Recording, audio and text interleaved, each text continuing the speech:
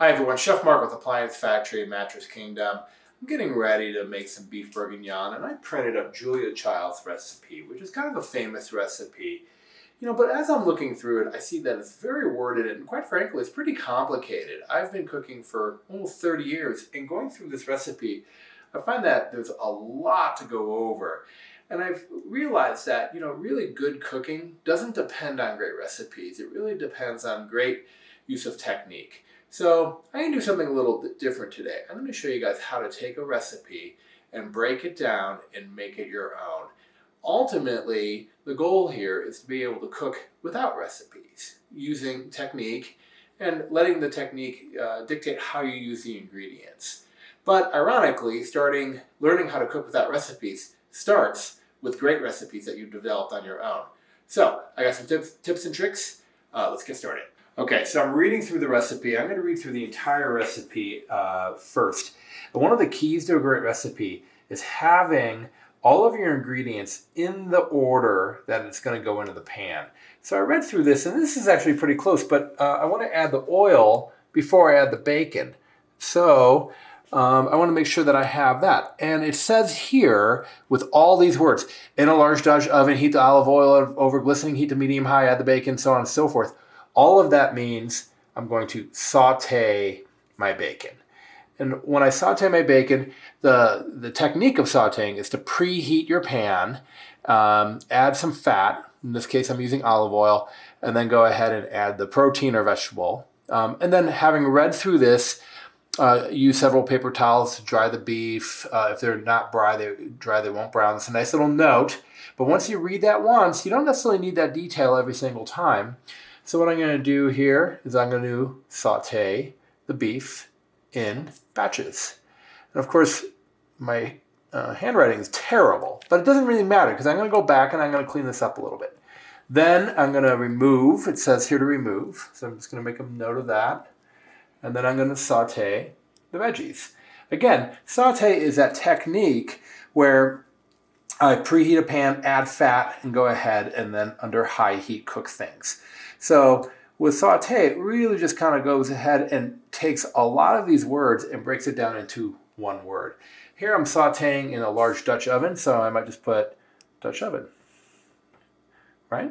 And at the bottom here, I have a bunch of vegetables, a bunch of liquid. I have red wine, beef stock, tomato paste, and I'm going to braise. What braise means is a wet cooking method where I have, I put a lid, I combine everything, I put a lid on it, I stick it in the oven, and it wants me to cook at 350 degrees for 30 to 40 minutes. So there we go. I do the same thing when I'm baking. I just put in the time / the temperature and the time, and that way I can reduce a lot of the words. All right, so I'm going to go through the entire recipe here.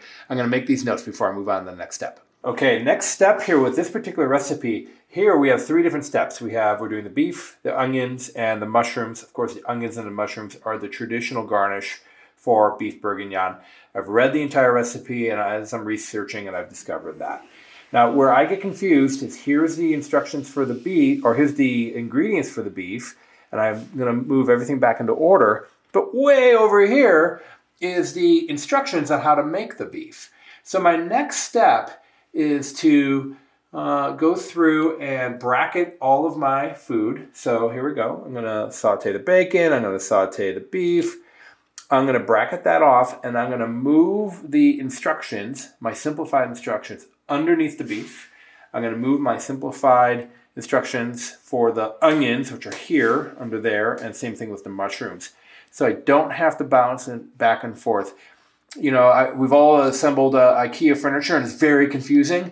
And sometimes recipes that are written like an assembly can be confusing as well. So I'm going to just condense this. All right. So let me go ahead and work on that, and then we'll do the next step. Okay. So after working on this recipe, and making it a couple times and really being confident that I don't have to read all of the detail, I'm going to break this down into kind of a simple format here. Recipes when I've been writing recipes for restaurants. Here I have my bacon and my oil, and here in a Dutch oven, I'm going to saute bacon and then I'm going to remove from pan. So this is step 1 of ingredients, and this is step 1 of technique.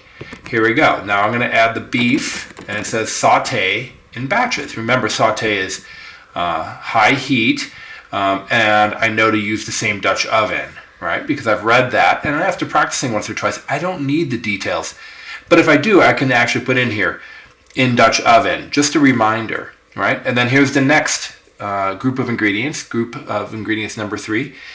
Carrots and onions, S&P, salt and pepper to taste. In the original recipe, it actually had measurements for salt and pepper. But of course, we like to do salt and pepper to taste because some of us prefer more salt than others. So I'm adding the veg in browning and then salt and pepper. So I don't have it in the notes here, but I know to add it, right? And then here we go. I'm adding the meat back to the pot. I'm adding the flour to make a roux. And of course, the flour is going to absorb the fat, making a thickening agent, which is known as roux.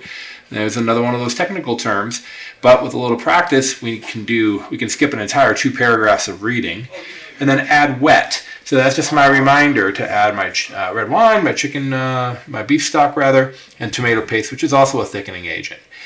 And here we go. Add aromatics, which are my garlic, thyme, and bay leaves.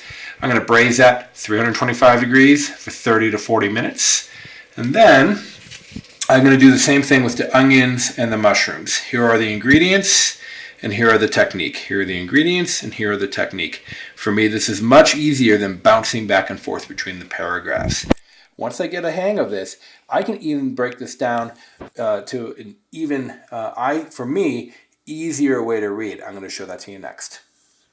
So here's my original recipe, 3 pages, lots of paragraphs. And after some practice, I've broken it down to 1 page. And I've gone a little farther here where I've gone steps 1 through 5, and then here they are. And I've actually just made 2 columns. So then I reduce bouncing back and forth. Again, we have all the technical terms here, and we want to have all the ingredients in order. So at the very least, we can see here, I have to reverse these. A little typo there, but no problem. That's easy enough to fix. Add my oil and bacon, saute that, remove from the pan. Add my beef, which is large diced. I'm going to saute that in batches, which means to remove from the same pan. I'm going to add my mirepoix. I'm going to season that. Add my flour to make a roux and my liquid. And then I'm going to braise that for 325 degrees for 30 to 40 minutes. The little typo there. And I'm constantly just making changes.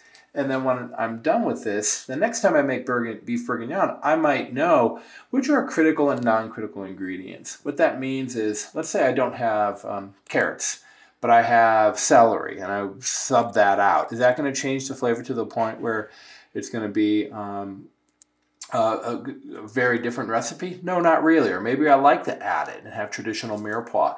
And this gives you an opportunity when you have such a basic recipe, utilizing those technical terms like saute and braise. That's a lot easier to cook. And although this recipe takes the same amount of time, as far as the cooking is concerned, it might actually be a little quicker in that you don't have to read the entire recipe every time you want to pull this out. So I do this almost every time I make a recipe. I go through and I write it in my own shorthand, giving me an opportunity to move through the recipe much quicker, which gives me an opportunity to memorize it, and therefore I don't have to open the recipe book every time it's time to make dinner.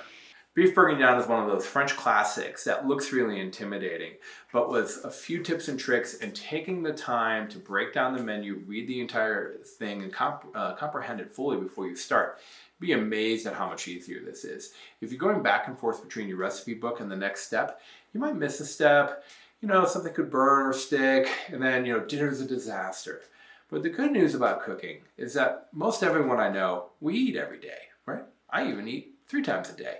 It gives me plenty of practice to cook and to experiment on friends and family and loved ones. So if you try the recipe and you're not happy with it, make some changes, make some notes on what you would do differently, what went well, what didn't go well.